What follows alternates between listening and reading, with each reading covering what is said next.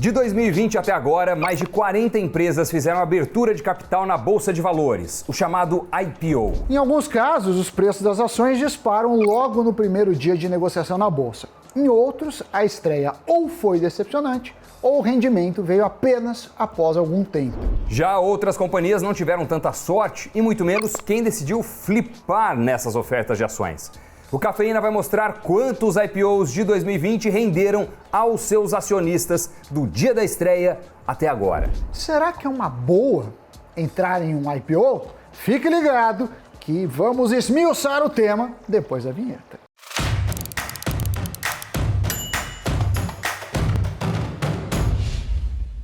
Amiguinhos e amiguinhas, estamos aqui mais uma vez nesse bate-canal, nesse bate-horário para falar de finanças, de inteligência financeira. E investimentos? Investimentos, quem sabe contar uma ou outra anedota da onde?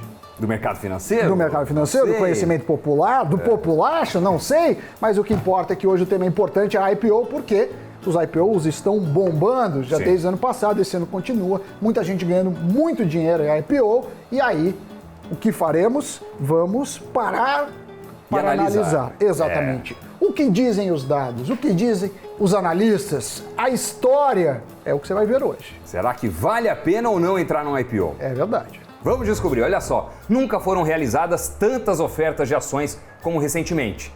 Em 2020, foram realizados 28 IPOs. Em 2021, já foram feitas 13 ofertas de ações, quase a metade do que o ano passado inteiro. E nós estamos nos primeiros meses do ano. Há ainda pelo menos 33 empresas interessadas em abrir capital, segundo a CVM, que é a Comissão de Valores Mobiliários. Quando olhamos para o rendimento logo no primeiro dia da oferta de ações, 14 IPOs em 2020 tiveram rendimento positivo, 13 foram negativos e um ficou no 0 a 0. Então, basicamente um empate. Traremos agora dados referentes às ofertas públicas de ações do último ano. Esse levantamento foi feito e disponibilizado pela Economática, mandando um agradecimento a eles. Quando a gente olha para uma janela de tempo maior, como a última década, aumentou de forma considerável o número de ofertas de ações na Bolsa de Valores brasileira. Dos IPOs sobreviventes nos últimos 10 anos, já que pelo menos 6 acabam por encerrar as negociações nesse período, foram realizados 76 processos de abertura de capital de empresas na Bolsa. E mais da metade desse número só de 2020 para cá. O negócio está pegando fogo. E muito se pergunta como se avalia um IPO? Como decidir se vale ou não entrar em uma oferta de ação? Como meu assunto é economia e mercado financeiro e não futurologismo, não trabalho com bola de cristal, eu falei.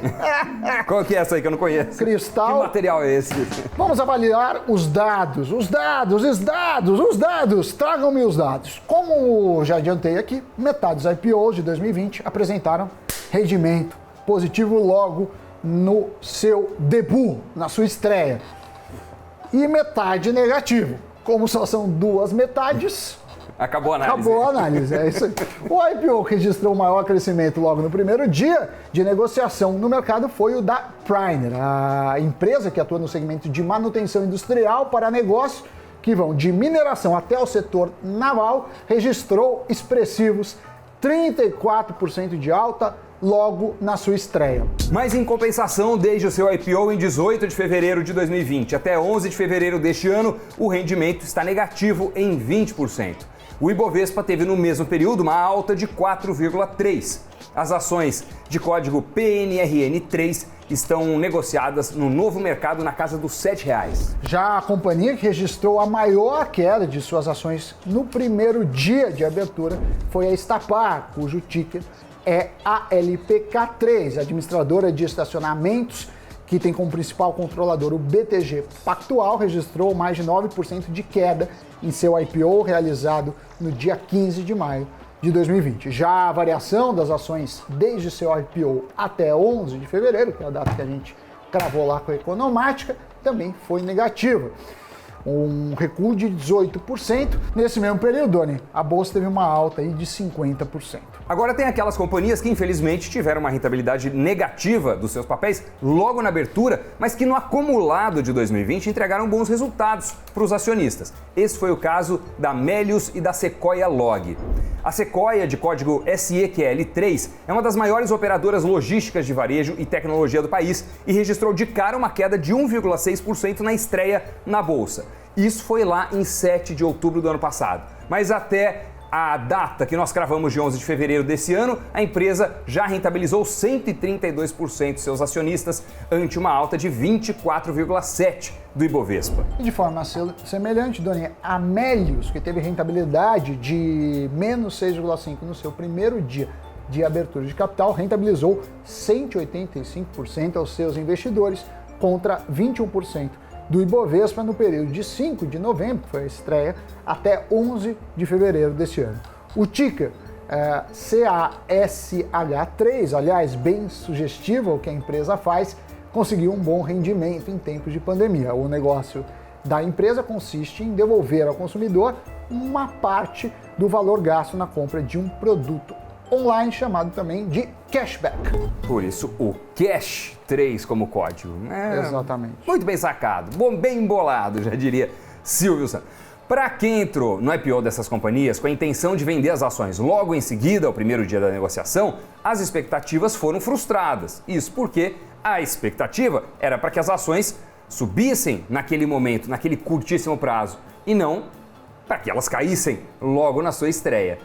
Se esse for o seu caso, restam duas opções. Uma delas é esperar. Como a gente viu, tanto a Melius como a Sequoia entregaram bons rendimentos, mas só depois de um determinado tempo, não na estreia. E mesmo caindo logo de cara, elas se recuperaram. Já a outra opção é assumir o prejuízo. Apesar da decepção com o desempenho das ações no primeiro dia de negociação na B3, isso faz parte do jogo, ainda mais se a estratégia era entrar e sair logo do papel. Se a intenção não é ser acionista daquela empresa, então também não tem motivos para ficar segurando o ativo.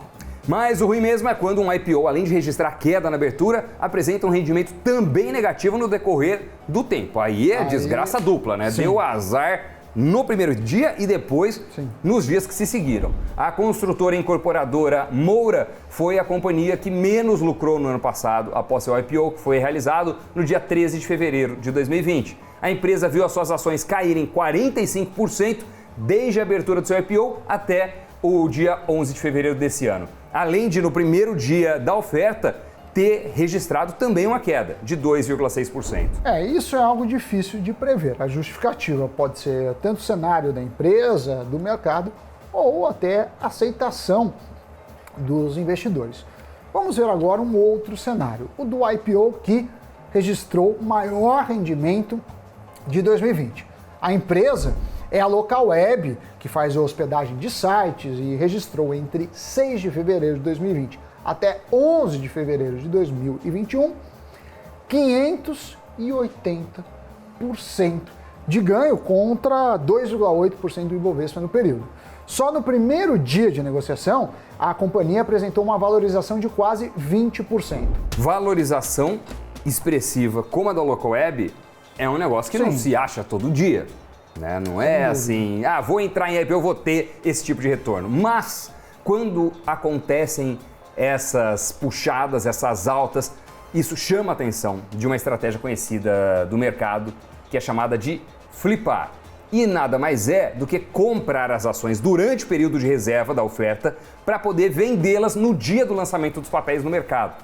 O foco aqui é o ter lucro rápido com os papéis. É um risco elevado, mas é uma possibilidade de retorno interessante para alguns investidores também. Fica a questão, vale a pena aproveitar um IPO para conseguir ganhos rápidos na bolsa? Vale essa entrada na reserva e a saída logo no primeiro dia de negociação? Nem sempre é possível vender as ações no primeiro dia, seja pelo mercado como também pelas características técnicas da operação. Para evitar as ações dos flippers, muitas empresas criam mecanismos para desestimular a compra e venda rápida dos papéis. E isso é justificado pelo receio de muita volatilidade das empresas. Então, Doni, se tiver uma compra em peso e logo no primeiro dia, né, uma venda em peso pode afastar os investidores que querem ou que pensam no longo prazo. Então, destrói valor. E fora que você está fazendo um IPO, você está captando dinheiro. Se a empresa vale 100 e você vendeu a 80, vai ter uma valorização desses 20, né, em moeda, não por cento, mas você deixou o dinheiro na mesa, porque eu estou vendendo por 80. Então, quem ganhou? Quem investiu. E a empresa não ganhou porque ela captou menos recursos. Claro que precisa ter um incentivo mínimo, então existe uma teoria de finanças sobre underpricing, que quando você vende, a tendência é você vender um pouco mais baixo do valor.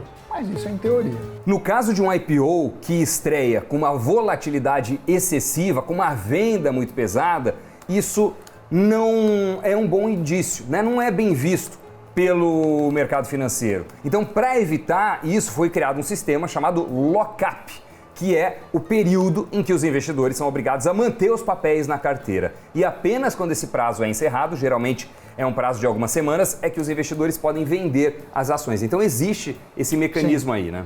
Para evitar esses flippers, né? Lembrando que esse é o movimento chamado. E com esse sistema, a empresa pode então filtrar quem são os interessados em participar do IPO. Com o lock-up, né? Com esse sequestro, com essa carência, e sem o lock-up. A empresa, então, destina um maior número de ações para esses investidores que têm uma visão de maior tempo.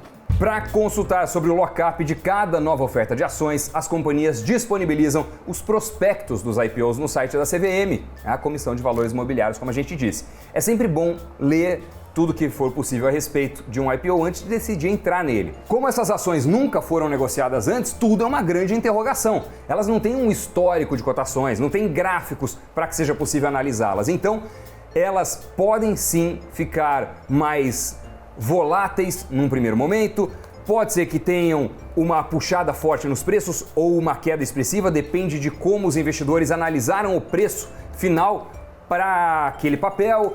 Então, tudo isso pode acontecer e ainda tem esse caso do lock-up, que com certeza para muita gente é novidade. Então, fique de olho para não investir sem saber ao certo onde você está entrando. Além disso, há também o que é conhecido como assimetria de informação.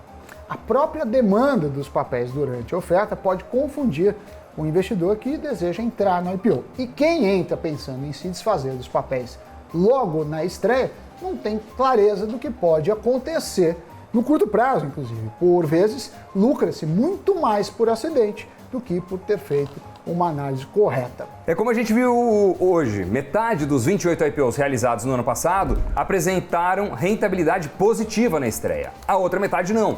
Só que 15 companhias tiveram também uma boa rentabilidade até agora.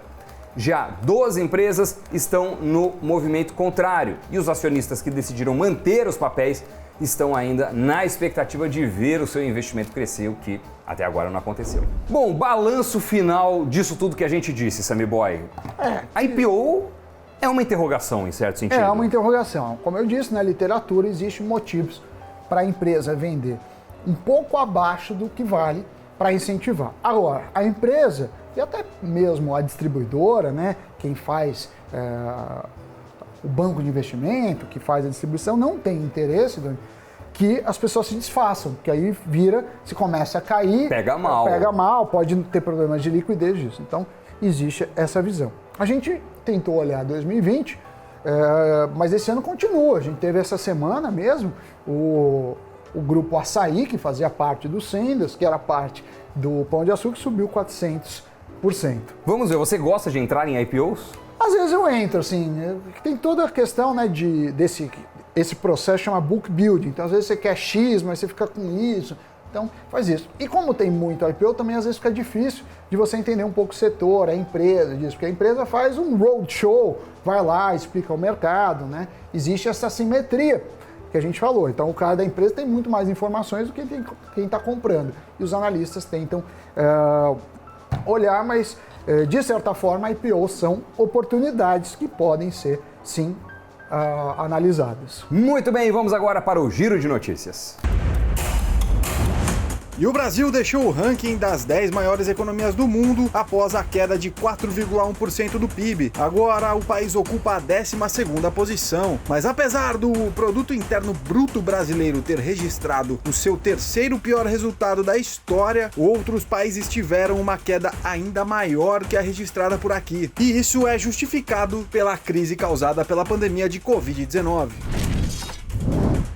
Mais uma de Elon Musk. O fundador da Tesla e da SpaceX quer criar uma nova cidade no Texas e batizá-la de Starbase. O bilionário já teria abordado autoridades de um condado no estado americano, onde a SpaceX tem uma instalação de produção de foguetes. Segundo o juiz do condado, a região estaria aberta ao pedido de Musk.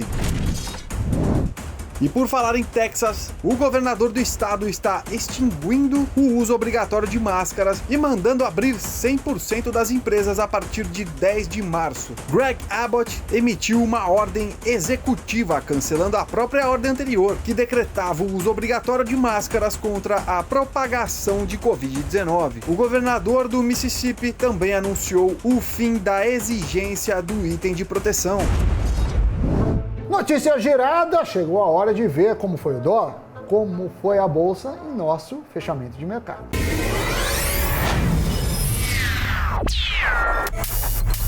O Ibovespa fechou a quarta-feira em queda de 0,32%, com a reação dos investidores ao PIB de 2020 e a votação da PEC do auxílio emergencial. O índice encerrou o pregão aos 111.183 pontos. Com PetroRio, Magazine Luiza e Bradesco liderando as altas, já os papéis de Pão de Açúcar, CVC e Petrobras lideraram as maiores quedas.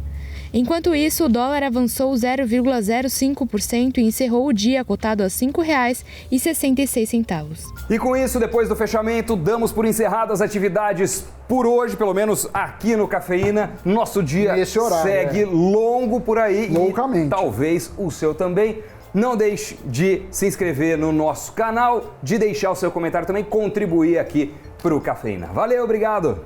Tchau.